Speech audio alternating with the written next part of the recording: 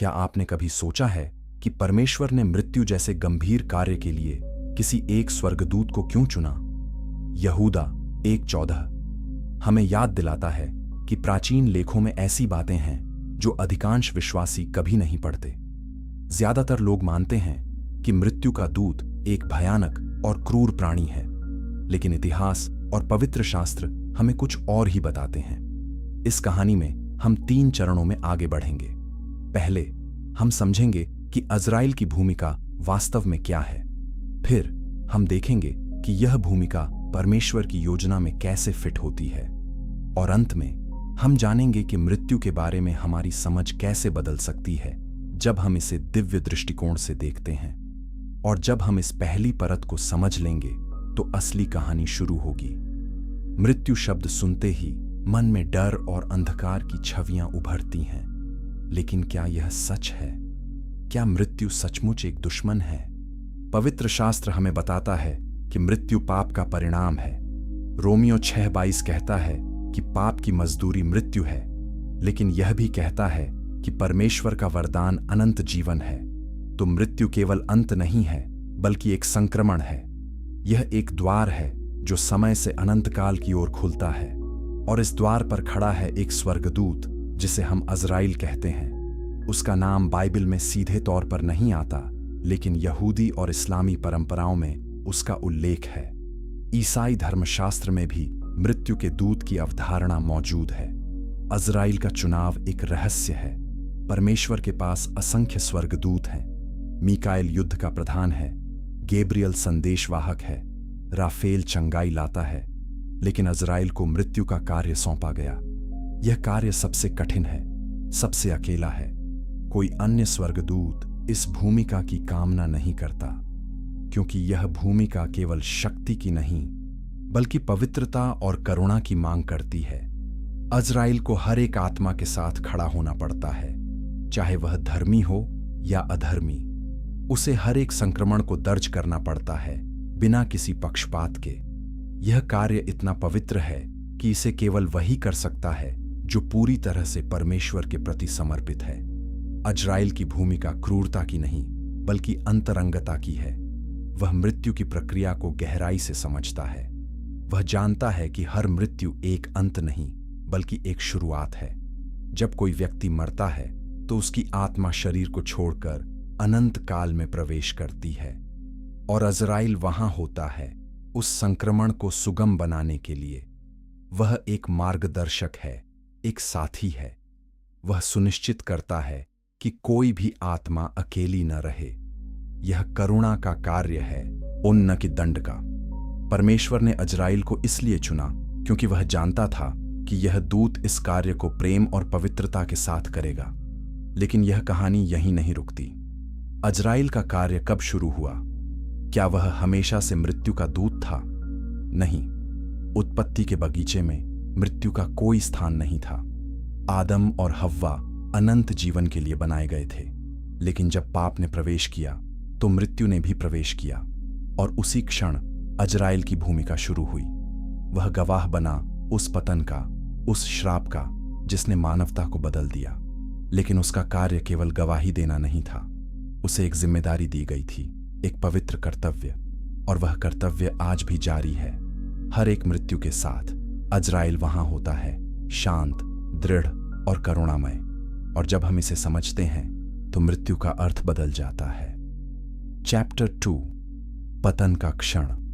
जब अज़राइल का कार्य शुरू हुआ, उत्पत्ति 3:17-19 हमें बताता है कि जब आदम ने पाप किया, तो परमेश्वर ने कहा कि तू मिट्टी है और मिट्टी में मिल जाएगा। यह केवल एक श्राप नहीं था, बल्कि एक नई वास्तविकता की घोषणा थी। मृत्यु, जो पहले अस्तित्व में नहीं थी, अब मानवता का हिस्सा बन गई। लेकिन परमेश्वर ने मृत्यु को अराजकता नहीं बनने दिया। उसने इसे संरचना दी, एक व्यवस्था दी, और उस व्यवस्था का संरक्षक बना अज़राइल। वह उस क्षण वहां था जब पतन हुआ। उसने देखा जब आदम और हव्वा ने वर्जित फल खाया। उसने सुना जब परमेश्वर ने श्राप की घोषणा की, और उसने अपनी भूमिका को स्वीकार किया बिना किसी हिचकिचाहट के, क्योंकि वह जानता था कि यह परमेश्वर की इच्छा है। अजराइल का कार्य उसी दिन शुरू नहीं हुआ जब आदम और हव्वा ने पाप किया, बल्कि यह तब शुरू हुआ जब पहली मृत्यु हुई। और वह मृत्यु किसकी थी? बहुत से लोग सोचते हैं कि पहली मानव मृत्यु हाबिल की थी, लेकिन क्या वास्तव में ऐसा है? पवित्र शास्त्र हमें बताता है कि हाबिल की हत्या उसके भाई कैन ने की थी। उत्पत्ति 4:8 कहता है कि कैन ने अपने भाई हाबिल पर हमला किया और उसे मार डाला। यह पहली बार था जब एक इंसान ने दूसरे इंसान का खून बहाया। यह पहली बार था जब मृत्यु ने मानवता को सीधे छुआ, और उस क्षण अजराइल वहां था। हाबिल की मृत्यु एक दुखद घटना थी। वह एक धर्मी व्यक्ति था जिसने परमेश्वर को स्वीकार्य बलिदान चढ़ाया था, लेकिन ईर्ष्या और क्रोध ने उसके भाई को हत्यारा बना दिया। जब हाबिल का खून जमीन पर गिरा तो वह चिल्लाया। उत्पत्ति 4:10 में परमेश्वर कहता है कि तेरे भाई का खून भूमि से मेरी ओर चिल्ला रहा है। यह एक शक्तिशाली छवि है। खून, जो जीवन का प्रतीक है, अब मृत्यु का गवाह बन गया, और अजराइल ने हाबिल की आत्मा को प्राप्त किया। उसने उसे शांति से अनंत काल में ले जाया। क्योंकि हाबिल धर्मी था, उसकी मृत्यु एक विश्राम थी, न कि एक दंड। लेकिन कैन के लिए यह मृत्यु एक अभिशाप बन गई। वह भटकता रहा, अपने पाप के बोझ तले दबा। अजराइल ने उस दिन क्या सोचा होगा? क्या उसने दुख महसूस किया? क्या उसने कैन के क्रोध को देखकर पीड़ा अनुभव की? पवित्र शास्त्र हमें यह नहीं बताता, लेकिन हम जानते हैं कि अजराइल एक सेवक है, न कि एक भावनात्मक प्राणी। उसकी भूमिका भावनाओं से नहीं, बल्कि आज्ञाकारिता से संचालित होती है। वह परमेश्वर की इच्छा का पालन करता है, बिना सवाल किए। लेकिन इसका मतलब यह नहीं कि वह कठोर है।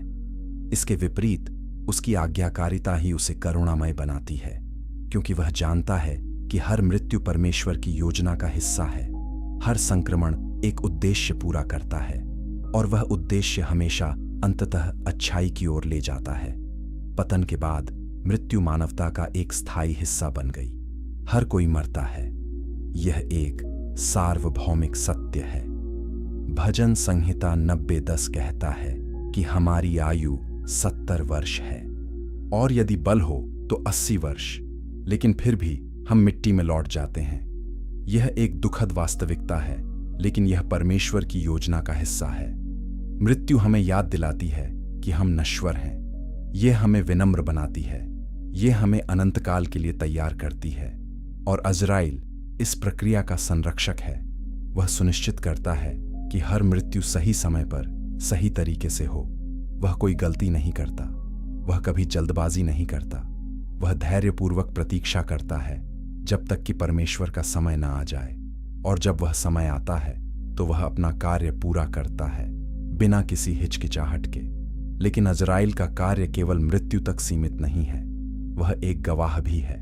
वह हर जीवन को देखता है, हर निर्णय को, हर कार्य को। वह जानता है कि कौन परमेश्वर के प्रति वफादार है और कौन नहीं। लेकिन वह न्याय नहीं करता, वह केवल रिकॉर्ड करता है। न्याय परमेश्वर का कार्य है, अजराइल का नहीं। यह एक महत्वपूर्ण अंतर है। अजराइल एक सेवक है, न कि एक न्यायाधीश, और यह अंतर ही उसे अन्य स्वर्गदूतों से अलग बनाता है। मीकाएल युद्ध लड़ता है, गैब्रियल संदेश लाता है, लेकिन अजराइल, वह शांति से प्रतीक्षा करता है, और जब समय आता है तो वह अपना कार्य करता है। और उस कार्य में एक गहन पवित्रता है। चैप्टर 3, पहली मृत्यु, हाबिल और खून की आवाज। उत्पत्ति 4 की कहानी हम सभी जानते हैं। 2 भाई, एक धर्मी, एक ईर्ष्यालु। एक बलिदान स्वीकार किया गया, दूसरा अस्वीकार, और फिर क्रोध। कैन ने अपने भाई हाबिल को खेत में बुलाया और उसे मार डाला। यह मानव इतिहास की पहली हत्या थी। यह पहली बार था जब एक इंसान ने दूसरे इंसान का जीवन छीना, और इस घटना ने मानवता की नियति को हमेशा के लिए बदल दिया, क्योंकि यह साबित करता है कि पाप केवल परमेश्वर के खिलाफ विद्रोह नहीं है, बल्कि यह एक दूसरे के खिलाफ हिंसा भी है। जब कैन ने हाबिल को मारा, तो उसने केवल एक जीवन नहीं लिया, उसने प्रेम, विश्वास और परिवार को तोड़ दिया। उसने मानवता के भीतर एक अंधकार को जन्म दिया जो आज भी जारी है। लेकिन हाबिल की मृत्यु केवल एक त्रासदी नहीं थी, यह एक गवाही भी थी। इब्रानियों 11:4 कहता है कि विश्वास के द्वारा हाबिल ने कैन से उत्तम बलिदान चढ़ाया और उसी के द्वारा उसकी धार्मिकता की गवाही दी गई। हाबिल का बलिदान परमेश्वर को स्वीकार्य था क्योंकि वह विश्वास से चढ़ाया गया था। उसका हृदय शुद्ध था, उसका इरादा सच्चा था, और जब वह मरा तो उसकी धार्मिकता बोलती रही। उसका खून जमीन से चिल्लाया, न्याय की मांग करते हुए, और परमेश्वर ने सुना। उसने कैन से पूछा कि तेरा भाई कहाँ है, और जब कैन ने झूठ बोला तो परमेश्वर ने उसे श्राप दिया। कैन को भटकना पड़ा, बिना किसी आराम के, बिना किसी घर के। उसका जीवन एक जीवित नरक बन गया। अज़राइल उस क्षण वहां था। उसने हाबिल की आत्मा को प्राप्त किया जब वह शरीर से अलग हुई। उसने उसे सुरक्षित रूप से परमेश्वर की उपस्थिति में ले जाया। हाबिल के लिए मृत्यु एक मुक्ति थी। वह अब पीड़ा में नहीं था बल्कि शांति में था। वह अब पृथ्वी पर नहीं था बल्कि स्वर्ग में था। और अज़राइल ने यह सुनिश्चित किया कि वह संक्रमण सुगम हो। यह उसका कार्य है, उसकी जिम्मेदारी है। वह हर आत्मा को सम्मान देता है, चाहे वह कैसी भी हो।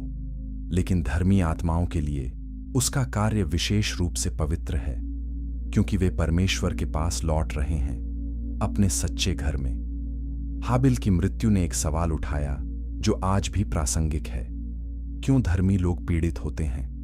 क्यों अच्छे लोग मरते हैं जबकि बुरे लोग जीवित रहते हैं? यह एक प्राचीन प्रश्न है और इसका कोई आसान उत्तर नहीं है, लेकिन बाइबल हमें एक संकेत देती है।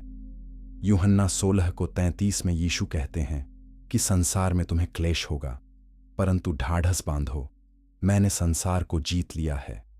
पीड़ा इस दुनिया का हिस्सा है, लेकिन यह अंतिम शब्द नहीं है। मसीह ने संसार को जीत लिया है और उसमें हमें विजय मिलती है। हाबिल की मृत्यु एक अंत नहीं थी, बल्कि एक शुरुआत थी। उसका जीवन परमेश्वर के सामने एक गवाही बन गया और उसकी मृत्यु एक बीज बन गई जो विश्वास की फसल लाई। कैन और हाबिल की कहानी हमें यह भी सिखाती है कि हमारे कार्यों के परिणाम होते हैं। कैन ने अपने क्रोध को नियंत्रित नहीं किया और उसका परिणाम विनाशकारी था। उसने अपने भाई को खो दिया, अपने परिवार को खो दिया और अपनी शांति को खो दिया। उसका जीवन एक चेतावनी बन गया कि पाप कितना विनाशकारी हो सकता है। लेकिन हाबिल का जीवन एक प्रोत्साहन बन गया कि विश्वास कितना शक्तिशाली है। भले ही वह मर गया, उसकी गवाही आज भी जीवित है। और अज़राइल, जो उस क्षण वहां था, ने इस सब को देखा। उसने देखा कि पाप कैसे मारता है और विश्वास कैसे जीवन देता है, और यह ज्ञान उसे अपनी भूमिका को पूरी गंभीरता से निभाने में मदद करता है। हाबिल की मृत्यु के बाद अज़राइल का कार्य जारी रहा। हर पीढ़ी में लोग मरते गए और हर बार अज़राइल वहां था। वह सेत के वंशजों के साथ था जो परमेश्वर के नाम पुकारते थे। वह नूह के समय में था जब बाढ़ ने दुनिया को नष्ट किया। वह अब्राहम, इसहाक और याकूब के साथ था। वह मूसा के साथ था जब इस्राएली मिस्र से बाहर आए। और वह हर एक मृत्यु के साथ था, चाहे वह धर्मी की हो या अधर्मी की। उसका कार्य कभी नहीं रुका, कभी नहीं थमा, और यह आज भी जारी है। हर दिन लाखों लोग मरते हैं और अज़राइल हर एक के साथ है। यह एक अविश्वसनीय जिम्मेदारी है, लेकिन वह इसे निभाता है बिना किसी शिकायत के। चैप्टर 4, गवाह। न्यायाधीश नहीं, अज़राइल की असली भूमिका। अज़राइल के बारे में सबसे बड़ी गलतफहमी यह है कि वह एक न्यायाधीश है। लोग सोचते हैं कि वह तय करता है कि कौन जिएगा और कौन मरेगा, लेकिन यह सच नहीं है। अज़राइल एक न्यायाधीश नहीं है, वह एक गवाह है। वह केवल वही करता है जो परमेश्वर ने उसे करने के लिए कहा है। वह आत्माओं को प्राप्त करता है और उन्हें अनंत काल में ले जाता है, लेकिन यह तय करना कि वे कहां जाएंगी, यह परमेश्वर का कार्य है, अज़राइल का नहीं। यह एक महत्वपूर्ण अंतर है, क्योंकि यह दिखाता है कि अज़राइल एक सेवक है, न कि एक शासक। वह परमेश्वर की इच्छा का पालन करता है, बिना किसी स्वायत्तता के। प्रकाशित वाक्य 20:12 में हम पढ़ते हैं कि मृतकों को परमेश्वर के सिंहासन के सामने खड़े देखा गया, और पुस्तकें खोली गईं। यह न्याय का दृश्य है। यहां परमेश्वर हर व्यक्ति का न्याय करता है उनके कार्यों के अनुसार। अज़राइल इस प्रक्रिया में शामिल नहीं है। वह केवल आत्माओं को वहां तक ले जाता है जहां उन्हें होना चाहिए, लेकिन न्याय वह परमेश्वर का अधिकार है। यह एक महत्वपूर्ण सत्य है क्योंकि यह हमें याद दिलाता है कि अज़राइल हमारा दुश्मन नहीं है। वह केवल अपना कार्य कर रहा है और वह कार्य परमेश्वर की योजना का हिस्सा है। हमें डरना नहीं चाहिए, बल्कि समझना चाहिए कि मृत्यु एक संक्रमण है, न कि एक विनाश। अज़राइल एक गवाह के रूप में हर जीवन को देखता है। वह उन क्षणों को देखता है जब लोग परमेश्वर के प्रति वफादार होते हैं, और उन क्षणों को भी देखता है जब वे विद्रोह करते हैं। वह दुख देखता है, खुशी देखता है, संघर्ष देखता है और विजय देखता है, लेकिन वह कभी हस्तक्षेप नहीं करता। वह केवल रिकॉर्ड करता है। उसकी भूमिका निष्क्रिय है, लेकिन यह कम महत्वपूर्ण नहीं है क्योंकि उसके रिकॉर्ड परमेश्वर के सामने एक गवाही बनते हैं। वे दिखाते हैं कि हर जीवन कैसे जिया गया और हर मृत्यु कैसे हुई, और यह जानकारी परमेश्वर के न्याय में उपयोग की जाती है। लेकिन फिर से अज़राइल न्याय नहीं करता, वह केवल सूचना प्रदान करता है। यह भूमिका अज़राइल को अद्वितीय बनाती है। अन्य स्वर्गदूत सक्रिय हैं, वे युद्ध लड़ते हैं, संदेश लाते हैं, चंगाई देते हैं, लेकिन अज़राइल वह प्रतीक्षा करता है। वह धैर्यपूर्वक प्रतीक्षा करता है जब तक कि परमेश्वर का समय न आ जाए, और जब वह समय आता है तो वह कार्य करता है।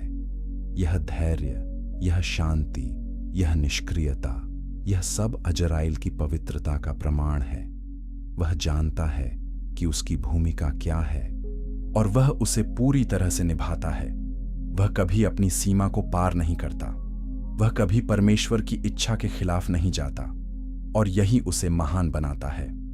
अज़राइल की भूमिका को समझना हमारे लिए महत्वपूर्ण है, क्योंकि जब हम समझते हैं कि वह एक गवाह है, न कि एक न्यायाधीश, तो हम मृत्यु को अलग तरीके से देखते हैं। हम इसे एक दुश्मन के रूप में नहीं देखते, बल्कि एक संक्रमण के रूप में देखते हैं। हम जानते हैं कि अज़राइल हमारा दुश्मन नहीं है, बल्कि वह हमें अनंतकाल की ओर ले जाने के लिए है, और यह ज्ञान हमें शांति देता है। यह हमें विश्वास देता है कि मृत्यु अंत नहीं है, बल्कि एक नई शुरुआत है।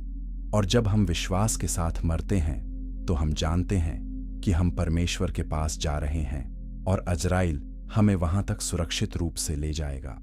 लेकिन क्या होता है जब कोई विश्वास के बिना मरता है? क्या अज़राइल उन्हें भी ले जाता है? हाँ, अज़राइल हर आत्मा को ले जाता है, वो चाहे वे धर्मी हों या अधर्मी, लेकिन उनका गंतव्य अलग होता है।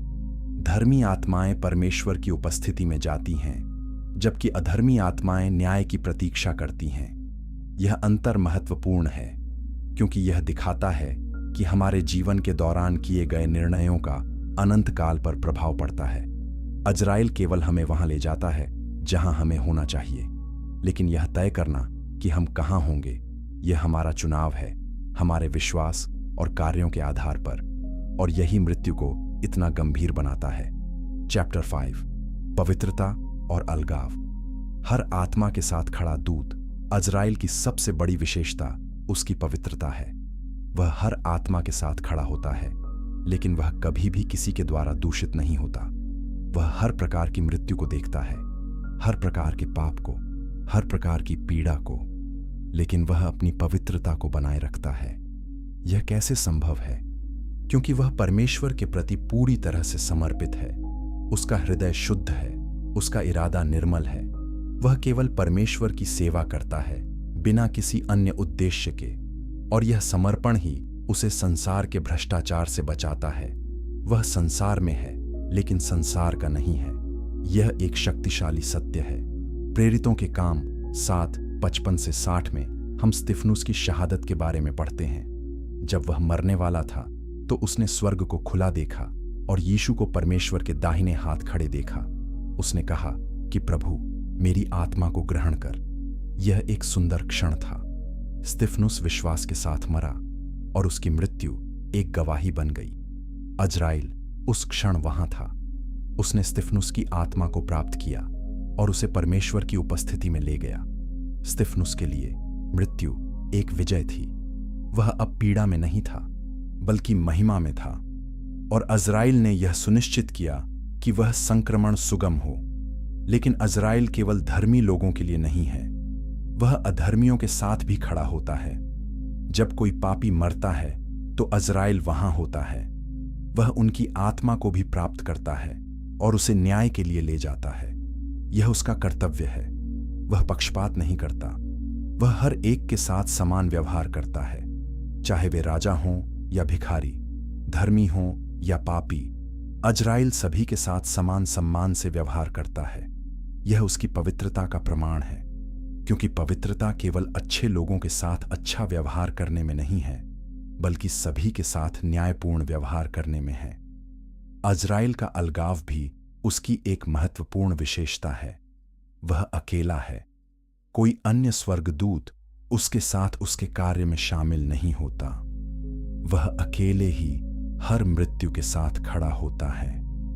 यह अकेलापन कठिन हो सकता है, लेकिन यह जरूरी भी है, क्योंकि अगर वह किसी अन्य के साथ जुड़ जाए तो वह अपनी पवित्रता खो सकता है।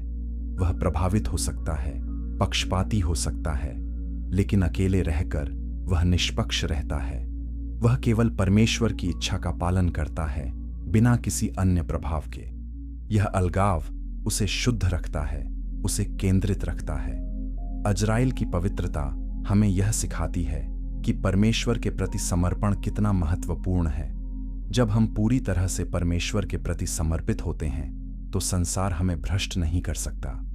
हम संसार में रह सकते हैं, लेकिन संसार के नहीं हो सकते। यूहन्ना 17:16 में यीशु प्रार्थना करते हैं कि वे संसार के नहीं हैं, जैसे मैं संसार का नहीं हूं। यह प्रार्थना हर विश्वासी के लिए है। हमें संसार में रहना है, लेकिन हमें अलग रहना है। हमें पवित्र रहना है। और अज़राइल हमें यह दिखाता है कि यह कैसे किया जाता है। वह हमारा एक उदाहरण है, वो एक मार्गदर्शक है। और जब हम उसकी पवित्रता को देखते हैं तो हम प्रेरित होते हैं कि हम भी परमेश्वर के प्रति पूरी तरह से समर्पित हों। चैप्टर 6। मृत्यु एक द्वार है, अंत नहीं। मृत्यु के बारे में सबसे बड़ी गलतफहमी यह है कि यह एक अंत है। लोग सोचते हैं कि जब हम मरते हैं तो सब कुछ खत्म हो जाता है, लेकिन बाइबल हमें कुछ और ही बताती है। 2 कुरिन्थियों 5:8 में पौलुस कहता है कि देह से बाहर होकर प्रभु के साथ रहना हमारे लिए और भी अच्छा है। यह दिखाता है कि मृत्यु एक अंत नहीं है, बल्कि एक संक्रमण है। जब हम मरते हैं तो हम शरीर को छोड़ देते हैं और आत्मा परमेश्वर के पास जाती है। यह एक नई शुरुआत है, न कि एक अंत। और अज़राइल इस संक्रमण को सुगम बनाता है। मृत्यु को एक द्वार के रूप में देखना हमारे दृष्टिकोण को बदल देता है। अगर मृत्यु एक द्वार है तो यह हमें कहीं ले जा रहा है। यह हमें अनंत काल की ओर ले जा रहा है। और अनंत काल कैसा होगा, यह हमारे विश्वास और कार्यों पर निर्भर करता है। अगर हम मसीह में विश्वास करते हैं तो मृत्यु हमें उसकी उपस्थिति में ले जाएगी। अगर हम विश्वास नहीं करते तो मृत्यु हमें न्याय की ओर ले जाएगी। यह एक गंभीर सत्य है, लेकिन यह महत्वपूर्ण है कि हम इसे समझें, क्योंकि यह हमारे जीवन के तरीके को प्रभावित करता है। यह हमें याद दिलाता है कि हमारे कार्यों के परिणाम होते हैं, और मृत्यु वह समय है जब उन परिणामों का सामना करना पड़ता है। अज़राइल इस द्वार का संरक्षक है। वह सुनिश्चित करता है कि हर कोई सही तरीके से इस द्वार से गुजरे। वह कोई गलती नहीं करता। वह हर आत्मा को सही गंतव्य तक ले जाता है। धर्मी लोग परमेश्वर की उपस्थिति में जाते हैं और अधर्मी लोग न्याय की प्रतीक्षा करते हैं। यह अज़राइल की जिम्मेदारी है और वह इसे पूरी ईमानदारी से निभाता है। वह कभी किसी को पीछे नहीं छोड़ता। वह सुनिश्चित करता है कि हर एक आत्मा को उसकी सही जगह मिले।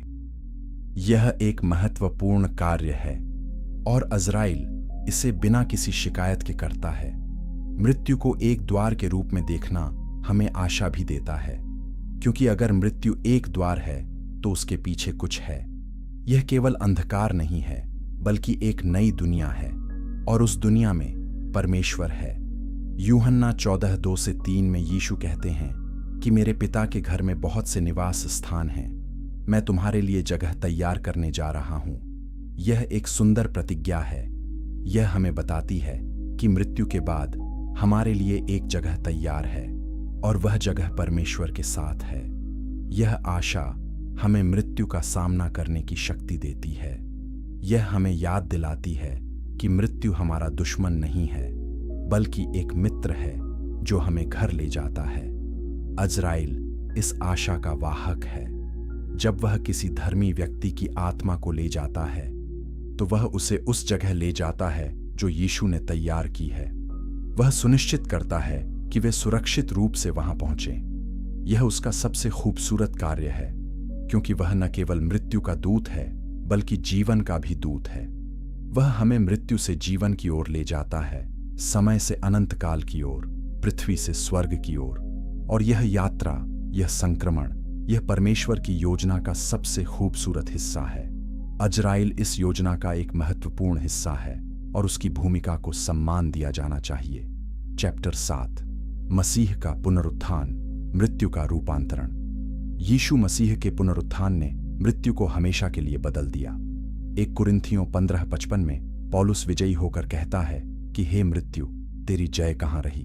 हे मृत्यु, तेरा डंक कहाँ रहा? यह घोषणा दिखाती है कि मसीह ने मृत्यु को हरा दिया है। मृत्यु अब अंतिम शब्द नहीं है, यह केवल एक संक्रमण है, और उस संक्रमण के बाद ओ पुनरुत्थान है। यह एक शक्तिशाली सत्य है, क्योंकि इसका मतलब है कि हम मृत्यु से नहीं डरते। हम जानते हैं कि मसीह ने मृत्यु को जीत लिया है और उसमें हमें भी विजय मिलती है। जब यीशु क्रूस पर मरा तो अजराइल वहां था, लेकिन यह मृत्यु अन्य सभी मृत्युओं से अलग थी, क्योंकि यीशु पापरहित था। उसने कभी कोई पाप नहीं किया, फिर भी वह मरा। क्यों? क्योंकि वह हमारे पापों का बोझ उठा रहा था। यशायाह 53:5 कहता है कि वह हमारे अपराधों के कारण घायल किया गया, वह हमारे अधर्म के कामों के हेतु कुचला गया। यीशु की मृत्यु एक बलिदान थी, एक प्रायश्चित थी, और जब वह मरा तो उसने मृत्यु के बंधन को तोड़ दिया। 3 दिन बाद वह फिर से जी उठा और उस पुनरुत्थान ने सब कुछ बदल दिया। अजराइल ने यीशु के पुनरुत्थान को देखा। उसने देखा जब कब्र खाली हो गई। उसने देखा जब यीशु मृत्यु से विजयी होकर बाहर आए, और उस क्षण अजराइल की भूमिका बदल गई। अब वह केवल मृत्यु का दूत नहीं था, बल्कि वह पुनरुत्थान की आशा का वाहक बन गया, क्योंकि अब जब वह किसी विश्वासी की आत्मा को ले जाता है तो वह जानता है कि यह एक अस्थायी अलगाव है। वह जानता है कि एक दिन वह आत्मा फिर से अपने शरीर के साथ जुड़ेगी, एक नए महिमामय शरीर के साथ। यह पुनरुत्थान की प्रतिज्ञा है, और अजराइल इस प्रतिज्ञा का गवाह है। 1 थिस्सलुनीकियों 4:16-17 में पौलुस लिखता है कि जब यीशु फिर से आएगा तो मरे हुओं में से जो मसीह में हैं वे पहले जी उठेंगे। फिर हम जो जीवित और बचे रहेंगे उनके साथ बादलों में उठा लिए जाएंगे। यह एक महिमामय भविष्य की तस्वीर है। यह दिखाता है कि मृत्यु अंतिम नहीं है, पुनरुत्थान आ रहा है, और जब वह दिन आएगा तो अजराइल का कार्य समाप्त हो जाएगा, क्योंकि तब कोई मृत्यु नहीं होगी। प्रकाशित वाक्य 21:4 कहता है कि फिर मृत्यु न रहेगी, और न शोक, न विलाप और न पीड़ा रहेगी। यह अंतिम विजय है, और अजराइल इस विजय का हिस्सा है। मसीह के पुनरुत्थान ने मृत्यु को एक शत्रु से एक मित्र में बदल दिया। अब हम मृत्यु से नहीं डरते, बल्कि हम इसे एक मार्ग के रूप में देखते हैं जो हमें परमेश्वर के पास ले जाता है। फिलिप्पियों 1:22 में पौलुस कहता है कि मेरे लिए जीवन मसीह है और मरना लाभ है। यह एक शक्तिशाली कथन है। यह दिखाता है कि जब हम मसीह में हैं तो मृत्यु हमारे लिए लाभदायक है। यह हमें उसके पास ले जाती है, और अजराइल इस यात्रा को सुगम बनाता है। वह हमारा मार्गदर्शक है, हमारा साथी है, और जब हम उसे इस तरह देखते हैं तो हम उससे नहीं डरते, बल्कि हम उसका सम्मान करते हैं। चैप्टर 8, पवित्र शास्त्र में मृत्यु के क्षण। मूसा और स्तिफनुस बाइबल में कई ऐसे क्षण हैं जहां मृत्यु को विशेष तरीके से दर्शाया गया है। इनमें से 2 सबसे उल्लेखनीय हैं, मूसा की मृत्यु और स्तिफनुस की शहादत। ये दोनों घटनाएं हमें यह दिखाती हैं कि मृत्यु कैसे एक पवित्र संक्रमण हो सकती है और अजराइल इस संक्रमण में कैसे शामिल है। व्यवस्था विवरण 34:5-6 में हम पढ़ते हैं कि मूसा परमेश्वर के वचन के अनुसार मोआब देश में मर गया और उसे किसी ने उसकी कब्र को आज तक नहीं जाना। यह एक रहस्यमय मृत्यु थी। मूसा एक महान नबी था जिसने इस्राएल को मिस्र से बाहर निकाला, और जब उसका समय आया तो परमेश्वर ने उसे अपने पास बुला लिया। मूसा की मृत्यु में अजराइल की उपस्थिति स्पष्ट है। हालांकि बाइबल में सीधे तौर पर उसका नाम नहीं है, लेकिन यहूदी परंपरा में यह माना जाता है कि अजराइल ने मूसा की आत्मा को प्राप्त किया, और यह संक्रमण इतना पवित्र था कि परमेश्वर ने खुद मूसा को दफनाया। यह दिखाता है कि मूसा कितना विशेष था और उसकी मृत्यु कितनी महत्वपूर्ण थी। अजराइल ने यह सुनिश्चित किया कि मूसा की आत्मा सुरक्षित रूप से परमेश्वर के पास पहुंचे, और यह उसकी भूमिका का एक सुंदर उदाहरण है। स्तिफनुस की शहादत एक और शक्तिशाली उदाहरण है। प्रेरितों के काम 7:55-60 में हम पढ़ते हैं कि जब स्तिफनुस को पत्थरों से मारा जा रहा था तो उसने स्वर्ग को खुला देखा और यीशु को परमेश्वर के दाहिने हाथ खड़े देखा। उसने प्रार्थना की कि प्रभु यीशु, मेरी आत्मा को ग्रहण कर। यह एक सुंदर क्षण था। स्तिफनुस ने विश्वास के साथ मृत्यु का सामना किया और उसकी मृत्यु एक गवाही बन गई। अजराइल वहां था उसकी आत्मा को प्राप्त करने के लिए, और स्तिफनुस को पता था कि वह परमेश्वर के पास जा रहा है, इसलिए वह शांति से मरा। इन दोनों घटनाओं में हम देखते हैं कि मृत्यु एक भयानक घटना नहीं है, बल्कि यह एक पवित्र संक्रमण है। जब हम विश्वास के साथ मरते हैं तो हम जानते हैं कि हम परमेश्वर के पास जा रहे हैं, और अजराइल हमें वहां तक सुरक्षित रूप से ले जाता है। यह उसकी भूमिका है और वह इसे पूरी ईमानदारी से निभाता है। मूसा और स्तिफनुस के उदाहरण हमें यह दिखाते हैं कि हमें मृत्यु से नहीं डरना चाहिए। हमें विश्वास के साथ जीना चाहिए और विश्वास के साथ मरना चाहिए, और जब हम ऐसा करते हैं तो मृत्यु एक विजय बन जाती है। बाइबल में और भी कई उदाहरण हैं जहां मृत्यु को एक संक्रमण के रूप में दिखाया गया है। उत्पत्ति 5:24 में हम पढ़ते हैं कि हनोक परमेश्वर के साथ चलता रहा और वह नहीं रहा क्योंकि परमेश्वर ने उसे उठा लिया। यह दिखाता है कि हनोक की मृत्यु भी नहीं हुई, बल्कि वह सीधे परमेश्वर के पास चला गया। 2 राजा 2:11 में हम पढ़ते हैं कि एलिय्याह एक बवंडर में स्वर्ग में उठा लिया गया।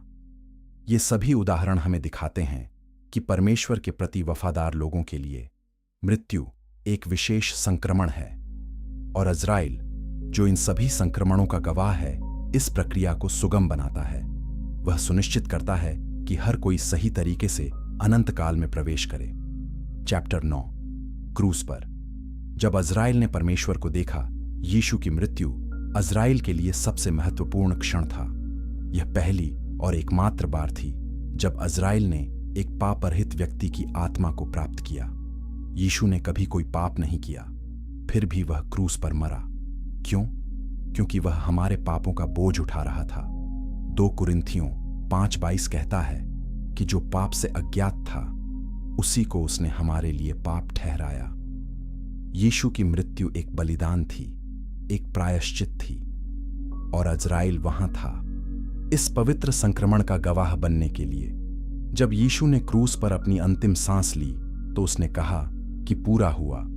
यूहन्ना 19:30 में यह दर्ज है। यह घोषणा दिखाती है कि यीशु ने अपना कार्य पूरा कर लिया था। उसने हमारे पापों का प्रायश्चित कर दिया था। और उस क्षण अजराइल ने कुछ असाधारण देखा। उसने देखा कि मृत्यु हार गई। उसने देखा कि मृत्यु अब अंतिम शब्द नहीं है, क्योंकि 3 दिन बाद यीशु फिर से जी उठा और उस पुनरुत्थान ने सब कुछ बदल दिया। अजराइल ने देखा कि मृत्यु केवल एक संक्रमण है, न कि एक अंत, और यह उसकी भूमिका को एक नए अर्थ से भर दिया। अजराइल ने यीशु की आत्मा को प्राप्त किया जब वह क्रूस पर मरा, लेकिन यह एक अस्थायी अलगाव था, क्योंकि 3 दिन बाद यीशु फिर से जी उठा और उस पुनरुत्थान ने अजराइल को एक नई आशा दी। अब वह जानता था कि मृत्यु हमेशा के लिए नहीं है। अब वह जानता था कि पुनरुत्थान संभव है, और यह ज्ञान उसकी भूमिका को एक नए महत्व से भर देता है, क्योंकि अब जब वह किसी विश्वासी की आत्मा को ले जाता है तो वह जानता है कि यह केवल एक अस्थायी अलगाव है। वह जानता है कि एक दिन वह आत्मा फिर से अपने शरीर के साथ जुड़ेगी। क्रूस पर यीशु की मृत्यु ने मृत्यु को हराया। इब्रानियों 2:14 से 15 में हम पढ़ते हैं कि यीशु ने मृत्यु के द्वारा उसे जिसे मृत्यु पर शक्ति प्राप्त थी, अर्थात शैतान को नाश किया। यह एक शक्तिशाली सत्य है। यीशु ने मृत्यु को हराया और उसमें हमें भी विजय मिलती है। अब हम मृत्यु से नहीं डरते। हम जानते हैं कि यह केवल एक संक्रमण है। हम जानते हैं कि मसीह ने मृत्यु को जीत लिया है और हम उसकी विजय में भागीदार हैं। और अज़राइल, जो इस सब का गवाह है, इस सत्य को प्रमाणित करता है। क्रूस पर अज़राइल ने परमेश्वर को देखा। उसने देखा कि परमेश्वर कितना प्रेम करता है। उसने देखा कि परमेश्वर मानवता के लिए कितना बलिदान करने को तैयार है। यूहन्ना 3:16 कहता है कि परमेश्वर ने जगत से ऐसा प्रेम रखा कि उसने अपना इकलौता पुत्र दे दिया। यह प्रेम अज़राइल ने क्रूस पर देखा, और यह प्रेम ही उसकी भूमिका को एक नए अर्थ से भर देता है। अब वह जानता है कि मृत्यु केवल एक संक्रमण है, और उस संक्रमण के पीछे परमेश्वर का प्रेम है, और यह ज्ञान उसे अपनी भूमिका को पूरी करुणा और पवित्रता के साथ निभाने में मदद करता है। चैप्टर 10, अंतिम न्याय और अज़राइल का भविष्य। प्रकाशित वाक्य 20 में हम अंतिम न्याय के बारे में पढ़ते हैं। यह वह समय है जब परमेश्वर हर व्यक्ति का न्याय करेगा उनके कार्यों के अनुसार। प्रकाशित वाक्य 20:12 कहता है कि मृतकों को परमेश्वर के सिंहासन के सामने खड़े देखा गया और पुस्तकें खोली गईं। एक और पुस्तक भी खोली गई, वो जो जीवन की पुस्तक है, और मृतकों का न्याय उन बातों के अनुसार हुआ जो उन पुस्तकों में लिखी थीं। यह एक गंभीर क्षण है। यह वह समय है जब हर व्यक्ति को अपने कार्यों का हिसाब देना पड़ेगा, और अज़राइल, जो हर मृत्यु का गवाह रहा है, इस न्याय में भी शामिल होगा। लेकिन अज़राइल एक न्यायाधीश नहीं है, वह केवल एक गवाह है। वह परमेश्वर को वह जानकारी प्रदान करेगा जो उसने अपने कार्य के दौरान एकत्रित की है। वह बताएगा कि हर व्यक्ति की मृत्यु कैसे हुई और उनकी आत्मा कहां गई। लेकिन न्याय वह परमेश्वर का काम है। परमेश्वर ही तय करेगा कि कौन अनंत जीवन पाएगा और कौन अनंत दंड। अज़राइल केवल सूचना प्रदान करता है, निर्णय नहीं करता। यह एक महत्वपूर्ण अंतर है, क्योंकि यह दिखाता है कि अज़राइल एक सेवक है, न कि एक शासक। अंतिम न्याय के बाद अज़राइल की भूमिका समाप्त हो जाएगी, क्योंकि तब कोई मृत्यु नहीं होगी।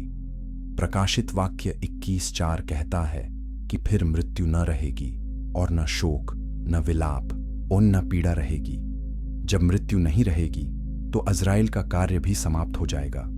लेकिन यह एक दुखद अंत नहीं है, यह एक विजयी अंत है, क्योंकि यह दिखाता है कि परमेश्वर की योजना पूरी हो गई। मृत्यु को हरा दिया गया, और अज़राइल, जिसने इतने लंबे समय तक इस कार्य को निभाया, अब विश्राम कर सकता है। अज़राइल का भविष्य क्या है? बाइबल हमें इसके बारे में सीधे तौर पर नहीं बताती, लेकिन हम जानते हैं कि सभी स्वर्गदूत परमेश्वर की सेवा करते हैं, और जब मृत्यु नहीं रहेगी तो अज़राइल भी एक नई भूमिका में होगा। शायद वह परमेश्वर की स्तुति करेगा, शायद वह अन्य तरीकों से सेवा करेगा, लेकिन एक बात निश्चित है, अज़राइल परमेश्वर के साथ होगा, और यह उसके लिए सबसे बड़ा सम्मान है, क्योंकि उसने अपनी भूमिका को पूरी वफादारी से निभाया, और अब वह अपने काम का फल देख सकता है। अंतिम न्याय हमें यह याद दिलाता है कि हमारे कार्यों के परिणाम होते हैं। हम जो भी करते हैं, आइन वह परमेश्वर के सामने रिकॉर्ड होता है, और एक दिन हमें उसका हिसाब देना पड़ेगा। मत्ती 12:35 में यीशु कहते हैं कि हर व्यर्थ बात जो मनुष्य कहेंगे, उसका लेखा न्याय के दिन देना पड़ेगा। यह एक गंभीर चेतावनी है। हमें सावधान रहना चाहिए कि हम क्या करते हैं और क्या कहते हैं, क्योंकि हमारे कार्यों का अनंत काल पर प्रभाव पड़ता है, और अज़राइल, जो हमारी मृत्यु का गवाह होगा, इस सच्चाई को प्रमाणित करेगा। इसलिए हमें विश्वास के साथ जीना चाहिए और परमेश्वर के प्रति वफादार रहना चाहिए। चैप्टर 11, मृत्यु से आगे विश्वास की विजय। मृत्यु अंतिम शब्द नहीं है, यह बाइबल का केंद्रीय संदेश है। 1 कोरिन्थियंस 15:54 में पौलुस घोषणा करता है कि जब यह नश्वर अनश्वरता को पहन ले, तब वह वचन जो लिखा है पूरा होगा कि जय ने मृत्यु को निगल लिया। यह विजय की घोषणा है। यह दिखाता है कि मसीह ने मृत्यु को हराया है और हम उसकी विजय में भागीदार हैं। जब हम मसीह में विश्वास करते हैं तो हम मृत्यु से नहीं डरते। हम जानते हैं कि यह केवल एक संक्रमण है और उस संक्रमण के बाद अनंत जीवन है। विश्वास ही वह कुंजी है जो मृत्यु को एक विजय में बदल देता है। इब्रानियों 11:1 कहता है कि विश्वास आशा की हुई वस्तुओं का निश्चय और अनदेखी वस्तुओं का प्रमाण है। जब हम विश्वास करते हैं तो हम उन चीजों को देखते हैं जो अभी तक दिखाई नहीं देती। हम स्वर्ग को देखते हैं, हम अनंत जीवन को देखते हैं, हम परमेश्वर को देखते हैं, और यह दृष्टि हमें मृत्यु का सामना करने की शक्ति देती है। हम जानते हैं कि मृत्यु हमारा दुश्मन नहीं है, बल्कि यह एक मार्ग है जो हमें परमेश्वर के पास ले जाता है। अज़राइल विश्वासियों के लिए एक मित्र है। वह उन्हें सुरक्षित रूप से परमेश्वर के पास ले जाता है। वह सुनिश्चित करता है कि उनकी यात्रा सुगम हो, और जब वे अनंत काल में प्रवेश करते हैं तो वे परमेश्वर की उपस्थिति में होते हैं। यह सबसे बड़ा आशीर्वाद है, यह सबसे बड़ी विजय है, और अज़राइल इस विजय का हिस्सा है। वह हमें वहां तक पहुंचने में मदद करता है जहां हमें होना चाहिए, और इसके लिए हमें उसका सम्मान करना चाहिए, उससे डरना नहीं चाहिए। लेकिन जो विश्वास नहीं करते उनके लिए मृत्यु एक भयानक वास्तविकता है। प्रकाशित वाक्य 20:15 कहता है कि जिस किसी का नाम जीवन की पुस्तक में लिखा हुआ न मिला, वह आग की झील में डाला गया। यह एक गंभीर चेतावनी है। यह दिखाता है कि विश्वास के बिना मृत्यु एक दंड की ओर ले जाती है। इसलिए हमें विश्वास करना चाहिए। हमें यीशु मसीह को अपना उद्धारकर्ता स्वीकार करना चाहिए, क्योंकि वही एकमात्र मार्ग है। यूहन्ना 14:6 में यीशु कहते हैं कि मार्ग और सत्य और जीवन मैं ही हूं, कोई मेरे द्वारा बिना पिता के पास नहीं पहुंच सकता। मृत्यु से आगे विश्वास की विजय है। जब हम विश्वास के साथ जीते हैं और विश्वास के साथ मरते हैं तो हम जानते हैं कि हम परमेश्वर के पास जा रहे हैं, और वहां कोई दुख नहीं है, कोई पीड़ा नहीं है, केवल आनंद है। प्रकाशित वाक्य 21:3-4 में हम पढ़ते हैं कि परमेश्वर उनके साथ वास करेगा और वे उसके लोग होंगे, और वह उनकी आंखों से सब आंसू पोंछ डालेगा। यह एक सुंदर प्रतिज्ञा है। यह हमें आशा देती है, यह हमें विश्वास देती है, और यह हमें याद दिलाती है कि मृत्यु अंतिम नहीं है, विजय आ रही है। अज़राइल, मृत्यु का दूत, वास्तव में एक दयालु सेवक है। वह हमें अनंत काल की ओर ले जाता है। वह सुनिश्चित करता है कि हम सुरक्षित रूप से परमेश्वर के पास पहुंचें, और जब हम विश्वास के साथ मरते हैं तो वह हमारा मार्गदर्शक होता है, हमारा साथी होता है। इसीलिए हमें मृत्यु से नहीं डरना चाहिए। हमें विश्वास के साथ जीना चाहिए और विश्वास के साथ मरना चाहिए, क्योंकि मृत्यु के बाद अनंत जीवन है, और वह जीवन परमेश्वर के साथ है। यह सबसे बड़ा आशीर्वाद है, और यह हमारी अंतिम विजय है। अज़राइल इस विजय का हिस्सा है, और हमें उसके लिए आभारी होना चाहिए, क्योंकि वह हमें घर ले जाता है, वहां जहां हम सचमुच संबंधित हैं।